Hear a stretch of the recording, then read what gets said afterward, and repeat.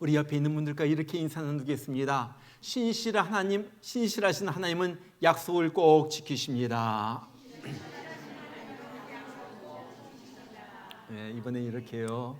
우리 하나님은 선하신 뜻을 꼭 이루십니다. 그래요. 우리 하나님은 약속을 지키신 하나님, 선하신 뜻을 꼭 이루시는 하나님이신 줄 믿으시길 바랍니다. 오늘 우리 특별히 오늘 그 파리 올림픽이 오늘 끝난 날입니다. 저희가 올림픽을 보면서 큰 감동을 받는 것은 뭐 금메달 따고 은메달 땄다 그것이 아니에요. 메달 뒤에 숨겨진 그 운동선수들의 고난을 극복하고 따는 그것을 보면서 우리는 감동을 받는 것입니다. 이번에 100m 달리기에서 금메달 딴 노아 라일즈라는 선수는 어려서부터 천식으로 숨쉬기가 어려웠어요. 달리기 한 사람이 숨쉬기가 어려우면 어떻게 합니까? 그것뿐만 아니라 ADHD에 걸렸었고 또한 우울증에 걸려가지고 한동안 힘든 시절을 겪었습니다. 그런데 그것을 다 이겨내고 금메달을 땄다는 거예요. 또 짐내스틱스에서 금메달 3개 또 은메달 하나를 딴 우리 시몬 바일즈라는 선수도 마찬가지예요. 바일즈는요, 자기 아버지가 누군지 몰라요. 엄마는 마약 중독자, 알코올 중독자였어요. 그래서 어머니가 키우지 못하니까 외할아버지, 외할머니 손에서 자라납니다. 그러면서 외할아버지를 아버지라고 부르고 외할머니를 엄마라고 부르면서 자라났어요. 이러한 불우한 환경을 극복하고 이번 올림픽까지 금메달 7개를 포함해가지고 메달 11개를 따게 된 거예요. 무슨 말입니까? 역경을 이길 때 영광은 찾아온다는 거예요. 저는 우리 모두가 삶의 어려움, 고난이 있지만은 잘 이겨가지고 우리도 주님 앞에 섰을 때 우리는 금메달 대신에 영광의 면류관을 얻는 우리 모두가 되기를 주의 이름으로 축원합니다. 자, 우리는 오늘부터 출애굽기를 보면서 고난 속에 있는 자기 백성을 구원하신 하나님은 어떤 분인가, 그것을 앞으로 몇 주간 동안 우리가 말씀을 통하여 은혜 받기를 원해요. 오늘 말씀은 야곱이 12아들과 함께 애굽으로 들어와서 정착하는 바로 그 이야기가 쓰여져 있어요. 우리가 잘 알고 있듯이 하나님께서 지금 이라크 지역에 사는 아브라함을 가나안 땅으로 부르셔서 거기에서 살게 하십니다. 아브라함은 가나안 땅에 들어와서 하나님의 은혜로 100세 이삭이라는 아들을 얻어요. 그리고 이삭이 에서와 야곱 두 아들을 낳게 됩니다. 그런데 에서는 장자권을 야곱에게 빼앗기고 또 이방 여인과 결혼함으로 아브라함의 가정의 영적 혈통은 야곱에게로 흐르게 되는 거예요. 그리고 야곱은 2명의 부인과 2명의 첩을 통하여 12아들을 얻게 되죠. 특별히 라헬에게서 얻은 요셉을 편애했는데 이것 때문에 요셉은 형제들에게 미움을 받고 애굽의 종으로 팔리게 돼요. 자, 종으로 팔려갔지만 애굽에서 야곱은 하나님을 두려워하면서 하나님 앞에서 경건하게 섭니다. 그리고 드디어 바로 왕의 꿈을 해석해서 그는 애굽의 2인자 총리가 되는 거예요. 자, 그때 흉년이 들어가지고 먹을 것이 없어진 야곱의 아들들이 양식을 구하러 애굽에 왔다가 드디어 요셉은 자기를 팔아버린 형제들 갖다가 만나게 되고 형제들이 같이 조우하게 되는 거예요. 요셉은 자기를 팔아버린 형제들이었지만은 그들에게 선대합니다. 사랑을 베풀고 그래서 아버지와 그 모든 식구들을 애굽으로 초청해 가지고 잘 보살펴주면서 편안하게 살게 해요. 자, 그리고 그때서부터 약 400년의 시간이 흘렀어요. 그동안에 70명이 야곱의 가족이 이주를 했는데 야곱의 가문은 이제 장정, 어른 장정만 60만 명이 되는 큰 민족으로 바뀐 거예요. 그때 무슨 일이 일어납니까? 애굽 왕이 보니까 자꾸 히브리인의 인구가 자꾸 늘어나거든요. 그리고 그들을 두려워하면서 그들을 핍박하기 시작하는 거예요. 그래서 큰 성을 갖다 건축하면서 그들을 불러다가 벽돌을 굽게 하고 농사를 짓게 하면서 저들을 박해하기를 시작해요. 그래도 자꾸 히브리인들이 늘어나죠. 점점 더 강해져요. 그러니까 이제는 히브리 산파들을 불러다가 명령을 내립니다. 너희들이 아기를 받을 때 그 아이가 여자아이면 살게 하고 남자아이면은 강에 내버려서 죽게 하라 명령을 내린 거예요. 여러분, 이거는 보통 위기 아니죠. 피비린내가 진동하는 바로 그때예요. 이때까지 이스라엘 민족이 이런 큰 위기를 겪은 적이 없었어요. 처음으로 겪는 모든 민족이 말살되는 그런 큰 위기였어요. 그런데 그 위기 가운데 하나님께서 드디어 구원의 손을 펼치기를 시작하는 거예요. 그리고 오늘 특별히 이 위기를 통하여 이스라엘 나라가 세워지게 되는 거예요. 이때까지 그들이 남의 나라에 와가지고 빌부터 살았다면 이제 자기 나라를 갖게 돼요. 남의 나라 법을 준수하면서 살았다면 이제 하나님의 법을 준수하면서 사는 사람으로 바뀌게 되는 거예요. 이때까지는 하나님을 간접적으로만 체험을 했어요. 그런데 지금부터는 하나님을 눈으로 보면서 살아계신 하나님을 직접적으로 체험하면서 사는 하나님의 민족으로 바뀌게 된 거예요. 자, 이러한 하나님의 놀라운 구원의 역사가 시작되는 것이 바로 오늘 출애굽기 1장이에요.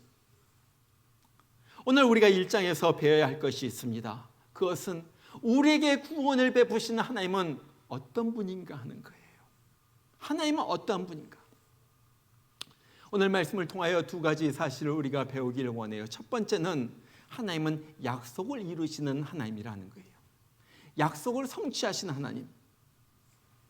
보이지 않는다고 가만히 계시는 하나님이 아니라 지금도 부지런히 약속을 이루고 계시는, 성취하고 계시는 하나님이라는 거예요.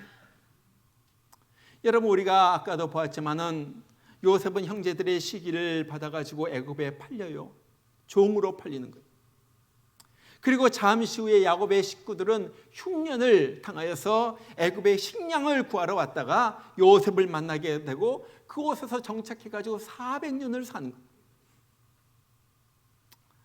여러분, 이것은 그냥 우연히 어쩌다가 된 이야기가 아니에요. 하나님이 섬세하게 아주 세밀하게 하나하나 계획하신 일이에요. 여러분, 겉으로 보면 형제들이 시기해가지고 요셉에 팔려버린 것 같지만은 사실은요, 하나님이 형제들의 시기심을 통하여 요셉을 애굽에 먼저 보내신 거예요. 그래서 요셉이 그렇게 고백을 하잖아요. 하나님이 큰 구원으로 당신들의 생명을 보존하고 당신들의 후손을 세상에 두시려고 나를 당신들 앞서 보내셨습니다. 당신이 나를 팔아가지고 내가 애굽에 온 것 같지만은 결국은 하나님께서 나를 애굽에 보내신 것입니다. 무엇하려고? 온 식구들을 구원하게 하려고. 얼마 후에 야곱의 가족들이 흉년을 당하여 이제 식량을 구하려고 애굽에 오게 돼요. 여러분, 이 흉년도 그냥 흉년이 아니죠. 하나님께서 특별히 주신 흉년이에요. 이 흉년을 통하여 그 요셉은 애굽의 총리가 됩니다. 이 흉년이 있었기에 야곱은 요셉을 만나고요, 온 가족이 애굽으로 이주하게 되는 거예요. 여러분, 흉년이 없었다면요, 요셉은 애굽의 총리가 되지 못하고 그냥 계속 종으로만 살았을 거예요. 이 흉년이 없었다면요, 요셉이 가족들과 만나지 못했을 거예요. 평생 아버지 얼굴 못 보고 그냥 그렇게 살았을 거예요. 이 흉년이 없었다면요, 야곱이 자기 가족들을 이끌고 애굽으로 올 리가 없어요. 그러잖아요. 왜 오겠어요? 모든 일이 하나하나 하나님의 섭리 가운데서 이 흉년을 통하여 이루어지고 있는 거예요. 사람들은요, 이 흉년의 의미를 몰랐어요. 왜 이렇게 비가 안 와? 왜 이렇게 열심히 농사를 짓는데 이 결실이 안 나와? 왜 이렇게 이런 일이 너무너무 힘들어? 사람들은요, 이해를 하지 못해요. 이 흉년을 보면서 야, 너무 고통스럽다, 불평만 하게 되는 거예요. 그러나 야곱의 가족에게는요, 이 흉년이야말로 하나님께서 예비하신, 하나님께서 작정하신 하나님의 약속을 성취하는 그런 흉년이었다 하는 거예요. 여러분, 이것은 우리에게도 마찬가지입니다. 하나님의 자녀에게 고난은요, 고난은 고난 같지만요, 사실은 하나님이 놀라운 계획을 이루시는 하나의 방편이라는 거예요. 하나의 방편. 그냥 우리를 괴롭게 하려고 고통을 주는 것이 아니라 우리를 특별한 하나님의 뜻으로 인도하려고 하나님께서 우리에게 고통을 주시는 거예요. 여러분, 오늘 하나님은 이 흉년을 통하여 하나님의 특별하신 뜻을 이루십니다. 어떤 뜻이에요? 아브라함의 자손을 통하여 이제 하나님을 경외하는 큰 민족, 큰 나라를 갖다 만드시려는 하나님의 계획이에요. 창세기 15장 13절을 보면 하나님께서 아브라함에게 나타나가지고 이상한 말을 하시죠. 너는 반드시 알라. 네 자손이 이방에서 객이 되어 그들을 섬기겠고 그들은 400년 동안 네 자손을 괴롭히리니 그들이 섬기는 나라를 내가 징벌할지며 그 후에 네 자손이 큰 재물을 이끌고 나오리라. 하나님께서 아브라함에게 직접 말씀하신 거예요. 그러면서 구체적으로 약속하시죠. 아브라함아, 내가 너의 자손으로 인하여 큰 민족을 만들겠다. 야곱이 자기 가족들을 이끌고 애굽으로 내려갈 때 두려워하는 야곱에게 나타나가지고 하나님께서 똑같은 말씀을 하시는 거예요. 야, 야곱아, 너 두려워하지 말라. 내가 거기서 너로 큰 민족을 이루게 할 것이다. 하나님께서 약속하셨고요, 하나님께서 이것을 갖다 이루시는데 너무너무 생생하게, 너무너무 구체적으로 이루시는 거예요. 아브라함에게, 여러분, 아브라함에게 약속하실 때는 그때 이삭도 태어나지 않았고 야곱도 없었을 때예요. 요셉이란 인물은 존재하지도 않았을 때예요. 그런데 하나님께서 아브라함에게 벌써 몇백 년 전에 아브라함에게 나타나셔가지고 네 후손이 이방에서 400년을 살 것이다. 종이 되어서 그 나라를 섬길 것이다. 그리고 그들이 너를 갖다 괴롭게 할 것이다. 그리고 내가 그들을 갖다가 혼내주겠다. 그리고 네 후손이 큰 재물 가지고 거기에서 나오게 될 것이다. 여러분, 우리가 출애굽기에서 아는 것대로 정말로 그 말씀 하나하나가 그대로 이루어지잖아요. 저들이 400년, 딱 400년을 애굽에 있었어요. 처음에 70명으로 들어갔는데 그 사람들이 창대하게 번성하게 되는 거예요. 오늘 말씀에 보면은 그들을 갖다 괴롭게 했다 그래요. 생활이 괴롭게 했다. 인구가 못 늘어가게 하려고 그렇게 해도 늘어나게 되는 거예요. 남자가 70명밖에 야곱의 가족이 들어갈 때는 그것밖에 안 됐는데 400년의 세월이 지나면서 한 국가를 이을 만큼 크게 번성하게 된 거예요. 그리고 400년이 지났을 때 그들은 애굽 사람들이 이 히브리 민족을 괴롭히고, 그래서 하나님은 애굽을 혼내주고, 그리고 그들은 큰 재물을 가지고 애굽에서 나오게 된 거예요. 여러분, 이것이 무슨 말이에요? 하나님은요, 그 400년 동안 아무 일도 안 하고 그냥 가만히 계시는 것 같았지만 그것이 아니라 400년 동안 하나하나 보시고 만드시고 그 약속을 묵묵히 실천하고 계셨다는 거예요. 여러분, 이것은 우리에게도 마찬가지입니다. 하나님은 지금 아무것도 안 하시고 있는 것 같지만은 자기 백성들을 향한 계획을 하나하나 이루고 계시는 거예요. 그리고 그 계획은요, 자기 백성들 통하여 정말로 하나님을 경외하는 거룩한 사람, 거룩한 나라를 만드시는 거예요. 그런데 사실 보면요, 하나님의 계획이 우리에게 보이지 않아요. 느껴지지 않아요. 우리도 답답할 때가 한두 번이 아니에요. 하나님 정말로 계세요? 하나님, 나에게 관심이나 갖고 계세요? 하나님이 내가 정말 이렇게 힘들어 죽겠는데 하나님 뭐하고 계세요? 정말 나를 향한 하나님의 선하신 뜻이 있다고 하셨는데 그 뜻이 지금 이루어지고 있는 거예요? 의심이 생기는 거예요. 여러분, 그럴 때마다 우리가 꼭 기억해야 될 것이 있어요. 그것은요, 하나님은 잠잠히 있는 것 같지만은 하나님은 그 계획을, 약속을 이루고 계시고 지금 그 약속은 이루어지고 있다 하는 거예요. 다윗을 한번 보세요. 어느 날 들에서 양을 치던 다윗에게 갑자기 사무엘이 찾아와 가지고 너 일로 와. 그러더니 머리에 기름 붓고 왕으로 삼아요. 아마 그때 다윗은요, 야, 이제 내가 왕이 되나 보다 그렇게 생각했을 거예요. 근데 아니죠. 얼마 후에 블레셋과의 전쟁이 일어났어요. 또 우리가 잘 아는 대로 다윗이 물맷돌 가지고 가가지고 골리앗을 쓰러뜨립니다. 사람들이 화나는 거예요. 다윗. 다윗은 그때 이젠 내가 왕이 되나 보다 그렇게 생각했을지도 몰라요. 아니에요. 사울 왕이 다윗 일로 와. 내 옆에 있어서 장군이 돼. 장군으로 임명하겠다. 내 딸을 갖다가 너에게 줄 테니까 네가 내 사위가 되어라. 다윗의 아내로 주는 거예요. 야, 다윗은 혼자 이제 내가 왕이 되나 보다. 왕의 사위가 되고 장군이 되니까 이제 곧 왕이 되겠지. 그런데 아직도 아니에요.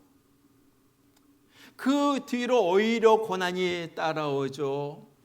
자기 장인이요, 자기가 섬기는 왕이, 주인이 자기를 죽이려고 죽자 살자 자기를 갖다 따라다니는 거예요. 피하다 더 이상 피할 곳이 없어가지고 블레셋으로도 가고 모압으로도 가고 여기저기 막 피해서 도망가는. 아마 그럴 때 마음속에 이런 생각이 들었을지도 몰라요. 에이, 내가 왕은 무슨 왕? 사무엘이 노망해가지고 나한테 와가지고 네가 왕이 된다 그렇게 말했겠지. 야, 이러다가 내가 사울보다 내가 먼저 죽겠다. 그런 마음이 들었을지도 몰라요. 그러나 보세요. 정확하게 하나님은 다윗의 나이가 30이 되었을 때, 30이라는 숫자는 중요해요. 30이 돼야만 어른으로 여겨주는 거예요. 그래서 요셉도 30이 되었을 때 총리가 되는 거고 그때까지 기다리게 하는 거예요. 정확하게 다윗의 나이가 30이 되었을 때, 이스라엘에서 왕으로 될 수 있는 나이가 되었을 때, 바로 그때 그를 왕으로 만들어주는 거예요. 뭐예요? 약속을 반드시 지키시는 하나님. 아브라함도 마찬가지예요. 75세에 갑자기 나타나가지고 네가 아들을 낳을 것이다 그러잖아요. 아무리 기다려도 아들이 안 생겨요. 그래가지고 인간적인 편법으로 종을 통해 가지고, 하가를 통해 가지고 이스마엘이라는 아들을 낳죠. 얘를 하나님께서 약속해 주셨나 보다. 그것이 아니죠. 하나님은요, 기다리다가 100세가 딱 되었을 때 도무지 인간으로서는 낳을 수 없는 바로 그 나이에 아들 이삭을 주시는 거예요. 뭐예요? 어떻게 해서라도 약속을 꼭 지키시는 하나님. 요셉도 마찬가지예요.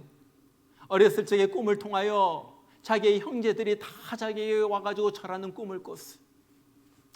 그러나 그 꿈 때문에 오히려 미움을 받고 애굽에 팔리잖아요. 거기 가가지고 너무너무 고생하다가 보디발 아내의 모함을 받아가지고 감옥까지 들어가요. 3년의 감옥 생활을 한 다음에 하나님의 때가 딱 되었을 때 그는 하루아침에 애굽의 총리가 되고 그 꿈대로 형제들이 자기에게 와가지고 절하는 그런 놀라운 일들이 이루어지게 된다는 거예요. 뭐예요? 약속을 지키시는 하나님. 성경을 보면 볼수록 하나님은 약속을 하시고 이루시고, 약속을 하시고 이루시고, 약속을 하시고 이루시고. 그것이 성경 전체예요. 그래서 성경을 갖다 약속의 책이라고 그러잖아요. 구약, 옛날 약속, 신약, 새로운 약속. 바로 그거예요. 여러분, 우리 삶도 마찬가지입니다. 하나님께서 우리를 향해 갖고 계신 약속은 반드시 이루어진다는 거예요. 그렇기 때문에 아무 일도 일어나지 않는다고 우리가 자꾸 실망하고 낙심하면 안 돼요. 어떨 때는요, 하나님은 침묵만 하고 계실 때가 있어요. 아무것도 안 이루어지는 것을 볼 때 답답해요. 그러나 이때는요, 지금 하나님께서 그 약속을 갖다 이루고 계시는 바로 그때이고요. 바로 그때 우리는 하나님의 약속이 이루어질 것을 믿고 소망하면서 기대하면서 기다리면서 믿음으로 살아야 할 때라는 거예요. 여러분, 하나님의 약속이 더디 이루어진다고 너무 실망하지 마시기를 바랍니다. 하나님은요, 반드시 나를 향한 하나님의 약속을 이루시는 분이에요. 자, 두 번째로 하나님은요, 뜻을 이루시는 하나님이십니다. 뜻을 이루시는 하나님. 하나님은 반드시 목적하신 바를 이루신다는 거예요.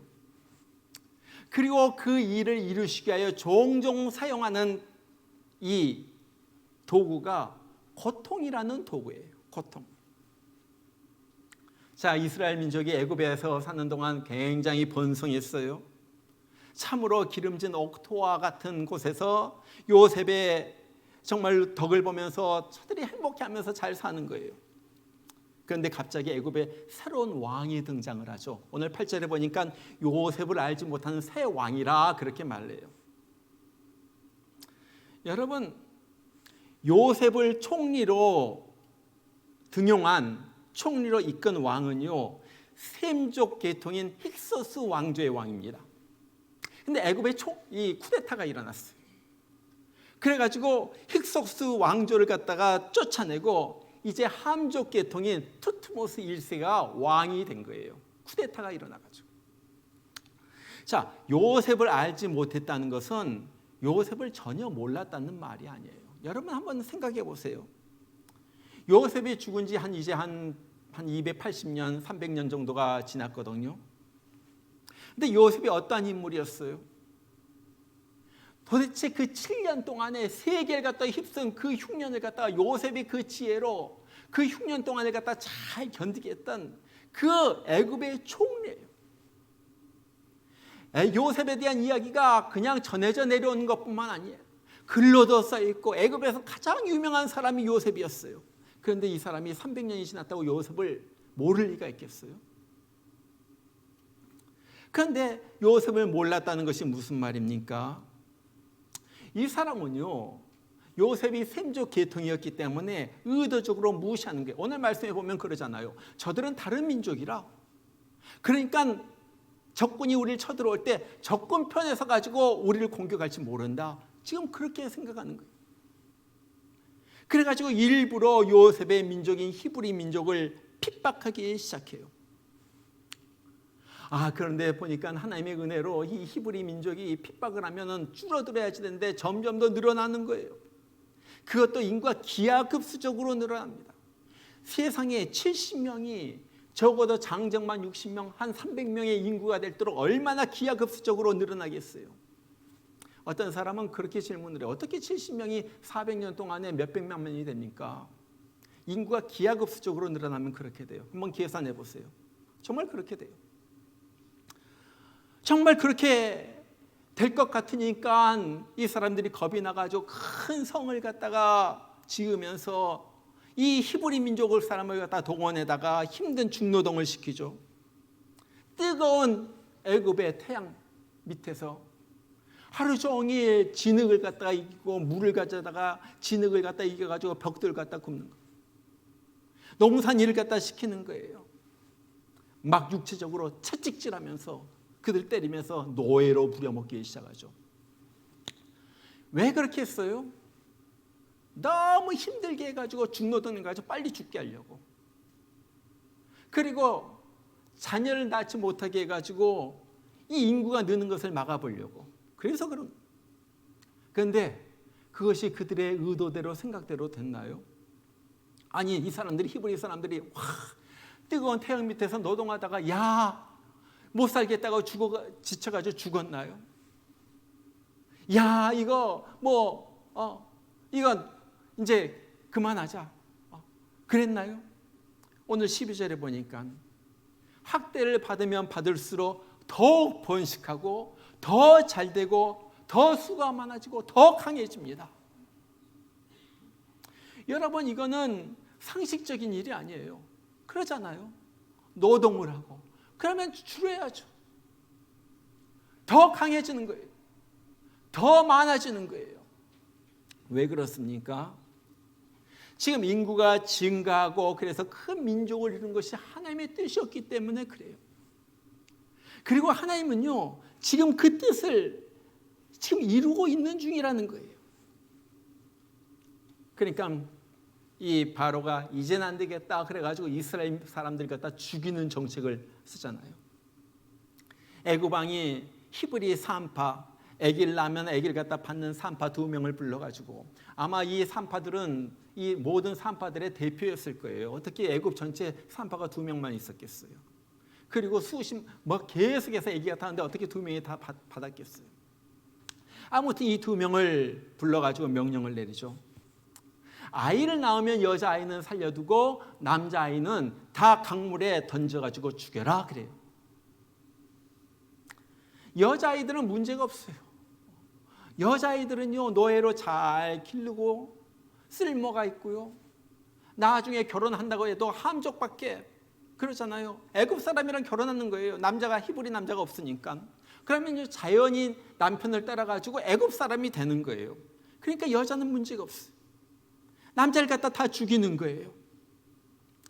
자, 바로 왕이 지금 이 히브리 사람들 갖다가 죽이려고 명령을 한다. 여러분, 이것이 그냥 역사의 출애굽기에 나오는 그냥 이야기가 아니라 이거는 하나님의 뜻을 망치려고 하는 거예요. 무엇입니까? 아브라함의 가문을 통하여 하나님께서는 그 놀라운 구원의 역사를 갖다 베풀시키려고 하는데, 아브라함의 가문을 통하여 예수가 나오게 하고 전 인류를 구원하려고 하는 하나님의 뜻이 있는데 그것을 갖다 망치는 거예요. 그것뿐만 아니라 아브라함을 통해서 큰 민족을 이루시고 하나님의 거룩한 민족을 만들려는 그 모든 하나님의 뜻을 망치는 거예요. 그래서 바로는요, 하나의 사탄의 모형으로 여기서 등장을 하는 거예요.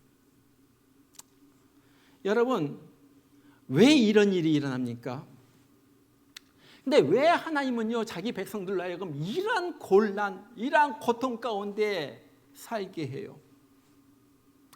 중요한 이유가 있죠. 그것은 자기 백성을 깨우는 거예요. 야, 이제 드디어 400년이 다 찼다. 내가 원하는 그 인구까지, 숫자까지 도달했다. 자, 이제 애굽을 나와가지고 너희들의 나라를 만들 때이다.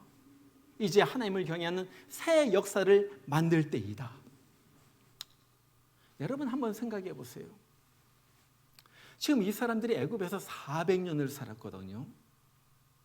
400년을 살면요, 그 나라에 완전히 젖어듭니다. 여러분, 우리가 이민 온 지 몇십 년밖에 안 됐지만 많이 미국화 됐어요. 한국에 다시 돌아가면 산다면 굉장히 불편하다 그렇게 말하는 사람들도 많아요. 우리 2세들만 해도 더 이제 영어 많습니다. 3세 지나면요, 100년 안에 우리 한국 별로 생각도 하지 않아요. 그렇죠? 한국 말도 못해요. 그렇게 되는 거예요. 그런데 지금 이 사람들이 산 지 400년이 지났어요. 그리고 그 당시 애굽은요, 세상에서 가장 잘 사는 나라였어요. 큰 피라미드를 짓고요, 먹고 사는 것이 풍족해요. 요즘 말로 말하면 미국과 같은 그런 나라예요. 풍족해요. 언어도 부족함이 없죠. 풍습도 젖어들었죠. 먹을 것이 넉넉하죠. 애굽은 좋은 나라예요. 그래서 나중에 이 이스라엘 사람들이 광야에 나왔을 때도 종종 그래요. 아, 애굽 생활이 그립다. 우리가 여기 괜히 나왔나 보다. 애굽에서 이것도 먹고 저것도 먹었는데 야, 그때가 좋았지. 자, 그런데 보세요. 이런 사람들이 계속 애굽에서 편안하기만 하면은 애굽을 나올 생각을 하겠어요? 그러죠? 이 사람들에게는 하나님이란 것은 별로 생각나지도 않아요. 지금 다 거기에서 애굽 사람들이 섬기는 신을 섬기면서 송아지를 갖다 섬기면서 모도 섬기면서 그렇게 살아왔던 사람이에요. 하나님은 점점 더 잊어가져가요. 그런데 하나님을 섬기는 새 나라를 갖다가 세운다고 꿈에도 생각하지 못해요.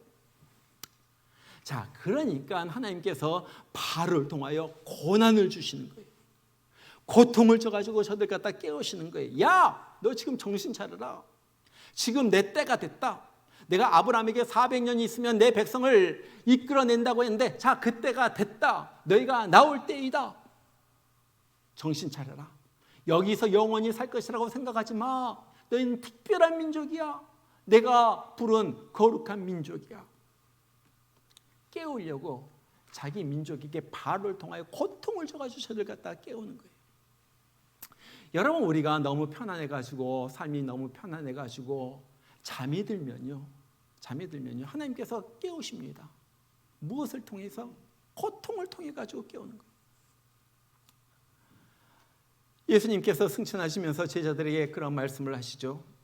오직 성령이 너에게 임하시면 너희가 권능을 받고 예루살렘과 온 유대와 사마리아 땅끝까지 이르러 내 증인이 되라 말씀하신. 그런데 그들은요, 떠나기가 싫었어요. 왜? 예루살렘 내 집이 있고요, 내 가족이 있고요, 여기가 좋은 거예요. 여기서 예수님 믿지. 그때 어떤 일이 일어나요? 예루살렘에 막 핍박이 몰아치는 거예요. 스데반 집사님이 돌에 맞아 죽는 일이 생겨나요. 자, 그러니까 사람들 갖다 막 잡아 죽이고 그런 시대 막 그런 일이 일어나니까 그 사람들이 무서워가지고 사도들을 제외하고는 전부 온 성도들이 유대와 사마리아, 막 소아시아, 터키 막 그쪽으로 막 퍼지게 된 거예요. 그러니까 빌립 집사님을 통해 가지고 꿈에도 생각하지 못했던 사마리아의 부흥이 일어나고요. 사람들이 저 터키 소아시아에 가가지고 안디옥이라는 곳에서 교회를 세웠는데 얼마나 교회가 부흥이 되는지. 그래서 거기에서 그 바울과 바나바 이 두 선교사를 갖다가 파송하게 되고요. 드디어 온 천하에 다니면서 복음을 전하라고 하신 그 예수님의 명령, 주님의 말씀이 드디어 성취되는 거예요. 무엇을 통하여? 고통을 통하여. 고통을 통하여. 여러분, 우리는요, 우리 다 그래요. 저도 그렇고요. 고통이 없으면요, 세상과 타협합니다. 그리고 하나님의 뜻을 잊어버려요. 하나님이 우리를 통하여 성취하려고 하는 무슨 계획이 있는데 그것은 생각하지도 않고 세상에 취해서 사는 거예요. 아, 편하다, 좋다, 놀러 다니자, 먹자 이러면서 그냥 지는 거예요. 하나님의 사명도 잃어버리고 꿈도 잃어버리고 뜻도 잃어버리고.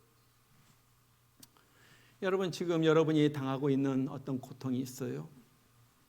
그것은 하나님께서 우리를 깨우려고 주는 고통일지도 몰라요. 너 정신 차려. 너 이대로 살면 네 영혼이 망하고 네 가정이 망하고 너 정신 차려야지 돼. 제가 목회를 하면서 쭉 보니까요, 사람을 바꾸는데 가장 효과적인 것이 극심한 고통이에요. 여러분 다 수긍하시죠? 아무리 설교를 해도 안 바뀌는 사람이 암에 걸리고요, 사고로 반신불수가 되고요, 직장을 잃고요, 이혼하고요, 사업이 망하고요, 거리에 앉게 되고요, 크레딧 카드 막 빚이 막 점점 쌓아지고요. 이런 고통을 당하니까요, 드디어 하나님을 찾더라고요. 드디어 그때서야 귀가 열려가지고 하나님의 말씀이 귀에 들려오고요, 그때서야 하나님 앞에서 무릎을 꿇게 되고요, 기도의 입이 열려지더라고요. 여러분, 하나님은요, 고통을 통해 가지고 새 역사를 준비하고 있는 거예요. 고통이 없으면요, 이스라엘 백성들이 애굽에서 나올 생각을 하지 않아요. 왜 나오겠어요? 하나님께서는 뜻이 있어요. 새 역사를 갖다 창조하겠다, 새 나라를 건설하겠다, 하나님을 경외하는 그 나라, 정말로 이 모든 나라 중에 샘플이 되는 한 나라를 갖다가 세우시겠다, 그 뜻을 가지고 이제 흔드시는 거예요. 고통을 주는 거예요. 이것이 바로 고통의 의미예요. 여러분, 하나님은요, 살아계셔서 지금도 역사를 주관하고 계십니다. 역사를 주관하고 계시고 계획하시고 섭리로 이끄시는 거예요. 미국에 누가 대통령이 될지 모르지만 하나님은 그것도 다 계산하고 계세요. 지금 왜 이렇게 전쟁이 일어나고 왜 사람들에게 이런 일들이 일어나는가, 하나님 그것도 하나하나 계산하시고 그것도 다 섬세하게, 아주 세밀하게 하나님의 역사를 이루어 가고 계시는 거예요. 세계적인 역사뿐만 아니에요. 개인적인 역사도 마찬가지예요. 나에게 왜 이런 일이 일어나는가 잘 몰라요. 이해가 안 될 때도 있어요. 이랬으면 훨씬 좋겠는데 왜 이런 일이 일어났는가, 우리가 이해는 안 되지만 하나님은요, 내 삶의 역사도 하나하나 세밀하게 준비하시고 계획하시고 하나하나 이루어가고 있다는 거예요. 무엇을 위해 가지고? 하나님의 선하신 뜻이 내 삶 가운데서 이루어지기 위하여. 다른 말로 말하면 내 삶 가운데 예수 그리스도의 장성한 분량이 이루어지고, 내 삶이 예수님의 모습처럼 바뀌어지고 변화가 되고 거룩한 모습이 나타나고 맨날 땅만 알던 사람이 이제는 하늘을 그리워하면서 사는 하늘나라의 사람으로 바뀌어지기 위하여 하나님은요 지금도 고통을 통해 가지고 우리 가운데 역사하시는 거예요. 여러분, 결국 하나님이에요. 인부들이 건물을 짓는 것 같지만요, 결국 설계자의 설계도대로 그 건물을 짓는 거예요. 선생님들이 열심히 아이들을 가르치고 있지만요, 결국은요 교과서대로 가르치는 거예요. 컴퓨터가 많은 일을 한 것 같지만요, 결국은 저장된 프로그램에 따라서 움직이는 거예요. 역사는요 우리가 주인공처럼 보이지만요 하나님의 계획과 섭리대로 흐르고 있는 거예요. 그리고 그 역사 속에서 하나님은요 반드시 그 약속을 지키시고 그 뜻을 이루시는 분이라는 거예요. 자, 그래서 우리가 어떻게 살아야지 됩니까? 참으로 힘들지만은 그 고통 가운데서도 하나님께서 날 향한 약속을 갖다 이루신다. 하나님의 선하신 뜻은 나에게 이루어질 것이다. 이 사실 믿고 낙심하지 말고 소망을 품고 살아야지 되는 거예요. 그와 함께 아무리 어려워도 우리가 하나님을 경외하면서 살아야지 돼요. 하나님을 존중하면서 하나님을 우습게 여기지 말고요. 제가 오늘 시간이 없어서 더 이상 못하지만은 오늘 여기에 히브리 산파 2명의 위대한 믿음의 인물들이 나와요. 그들은요 단 한 가지만 바라봤어요. 하나님만 바라본 거예요. 하나님만 두려워한 거예요. 하나님만 경외하는 거예요. 그러니까 바로의 명령이 무섭지가 않아요. 왜? 하나님은 역사를 이루어가고 계시는 하나님인 것을 이들은 안 거예요. 그리고 하나님의 뜻은 이 민족으로 인하여, 히브리 민족으로 인하여 큰 사람을 갖다가 만들고 큰 민족을 이룬 것이 하나님의 뜻이라는 것을 이 사람은, 다른 사람은 몰랐어도 이 사람은 알았어요. 내가 어떻게 하나님의 뜻을 갖다가 방해하겠는가? 그래서 바로의 그 명령, 그 놀라운 명령을 갖다가 거역하고 남자아이들 살려주잖아요. 그 결과 무슨 일이 일어납니까? 오늘 20절에 보니까 그래요. 하나님이 그 산파들에게 은혜를 베푸시니라. 21절에 보니까 그래요. 산파는 하나님을 경외하였으므로 하나님이 그들의 집을 왕성케 하시니라. 하나님이 감동하셨다는 거예요. 하나님의 역사에 순종하는 사람, 하나님에게 맡기고 사는 사람, 하나님의 선하신 뜻을 믿고 사는 사람, 하나님이 이들을 보셨어요. 그리고 이들을 복내려서 이들이 하나님께서 그들의 집을 왕성케 하신 거예요. 시편 145편 19절은 그렇게 말합니다. 저는 자기를 경외한 자의 소원을 이루시며 또 저희 부르짖음을 들으사 구원하시리로다. 여러분, 이거죠. 살면서 야 너무 힘들다, 지쳤다, 더 이상 못 해먹겠다, 야 이거 나는 이제 끝이나 보다, 이런 생각이 들 때, 이런 소리가 나도 모르게 내 입에서 나올 때 기억해야 될 것이 있어요. 역사는 하나님이 주관하신다.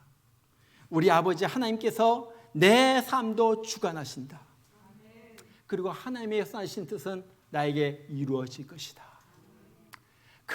그러기 위하여 고통 가운데 난 더욱더 소망을 품고 더욱더 하나님을 경외하면서 하나님 두려워하면서 살리라. 그럴 때 하나님께서 집을 왕성하게 하신 것처럼 여러분을 일으키시고 세우시고 가장 놀라운 구원의 역사가 이루어지는 것을 여러분들 하여금 보게 하실 거예요. 정말 그래서 하나님을 경외하는 가운데, 정말 이 고난 가운데서 하나님의 구원을 체험하는 여러분들 되시기를 주의 이름으로 축원합니다. 우리 같이 한번 기도해요. 하나님, 내가 내 주인이었습니다. 내가 내 삶의 주인이었고 내 인생이 내 마음대로 되는 줄 알았습니다. 하나님 앞에서 오만방자하게 마음대로 살았습니다. 내 생각이 안 이루어질 때 실망하고 낙심하고, 하나님이 떠난 것 같아가지고 하나님 나에게 관심도 안 두시네요 하면서 실망한 적도 있었습니다. 아버지 하나님, 그러나 다시 한번 내 뒤에서 역사하시는 하나님을 깨달았습니다. 하나님 아버지, 우리가 내 삶의 뒤편에서 역사하신 하나님을 보는 눈을 갖게 해주시고 그 하나님에게 더욱더 전적으로 순종하면서 하나님을 경외하면서 남은 생애를 살아가는, 하나님께 맡기고 살아가는 내가 되게 하여 주시옵소서. 우리 다 같이 한번 기도해요. 다 같이 기도하시길 바랍니다. 시간 다 같이 입을 열어서 기도합니다. 기도하겠습니다. 우리 하나님 아버지, 오늘 말씀을 들었습니다. 아버지, 우리는 몰랐지만은, 왜 이런 일이 일어난지 모르겠지만은, 왜 하나님께서 야곱의 가족들을 애굽으로 이주시키시고 흉년을 통하여 이런 여러 가지 일들이 일어나게 해주시고, 왜 요셉을 미리 일찍 애굽에 보내시고, 왜 거기서 400년을 머물게 하시고, 왜 요셉을 알지 못하는 새로운 왕이 나와가지고, 왜 히브리 사람들을 핍박하고 박해하고 못 살게 구는지 아버지 하나님, 사람들은 이해하지 못하지만은 이제 우리는 깨달았습니다. 그 뒤에 하나님의 계획이 계셨고 하나님의 섭리가 계셨고 하나님의 역사가 계셨다는 사실을 우리가 깨달았습니다. 나의 하나님 아버지, 아버지 하나님 감사합니다. 아버지 하나님, 이제 엎드리는 자가 되게 하여 주시옵소서.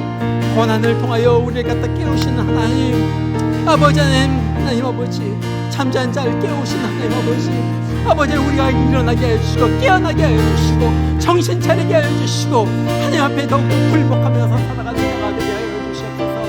아픔을 아픔으로 그냥 지나는 것이 아니라 이 아픔 속에서 역사하시는 하나님을 만나게 하여 주시옵소서. 실제적으로 뜨겁게 만나게 하여 주시옵소서. 하나님을 정말로 실제적으로 눈으로 보는 것 같이 체험하게 하여 주시옵소서.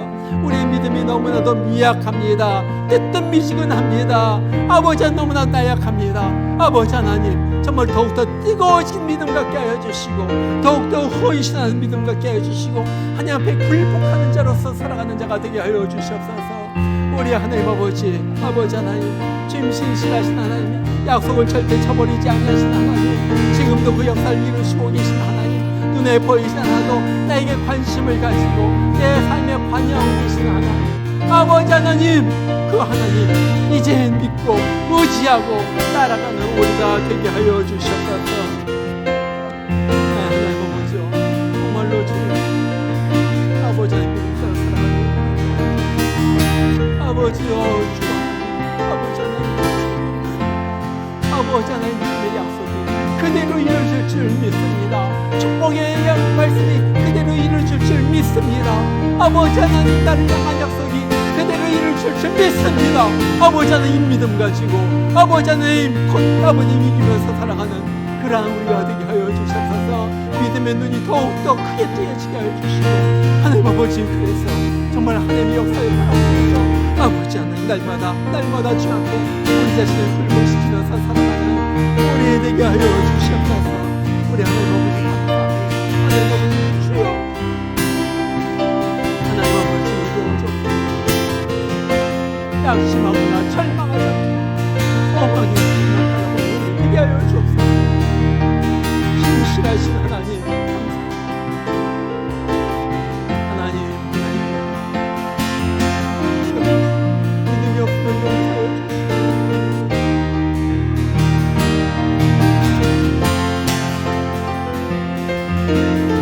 하나님, 한 번 더 나를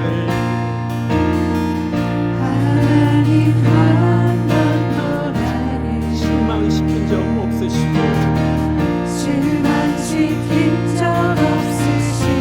언제나 공평과 은혜로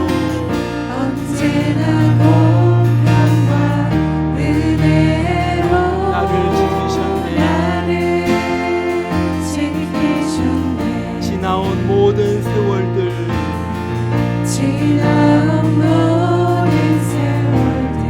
돌아보아도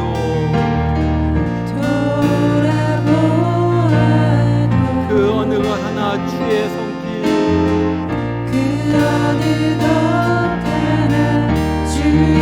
안 미친 것 전혀 없네.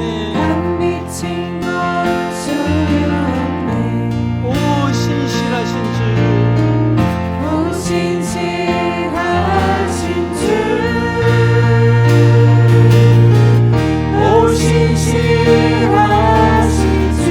내 너를 떠나지도 않으리라. 내 너를 떠나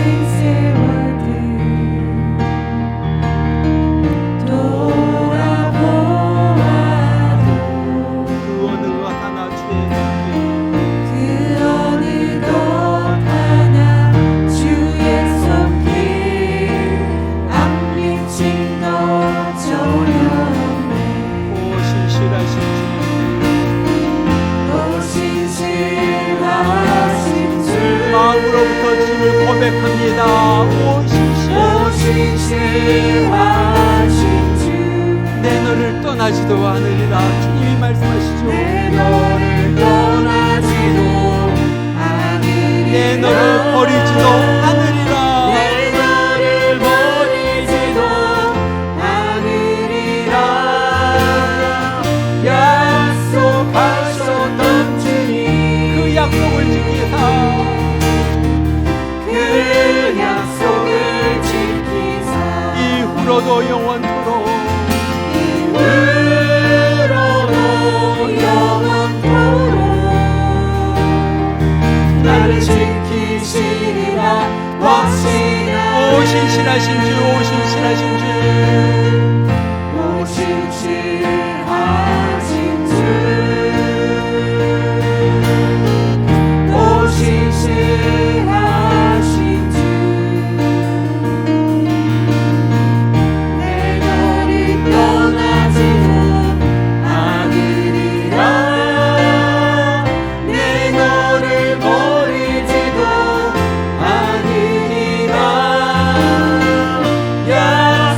약속하셨던 주님 그 약속을 지키사 그 약속을 지키사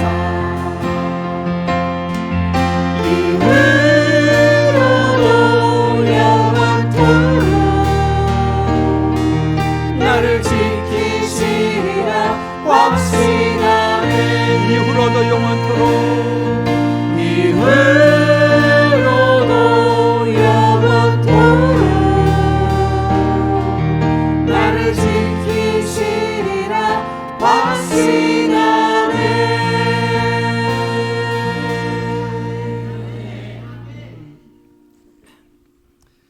요셉과 그의 모든 형제와 그 시대의 사람은 다 죽었고 이스라엘 자손은 생육하고 불어나 번성하고 매우 강하여 온 땅에 가득하게 되었더라.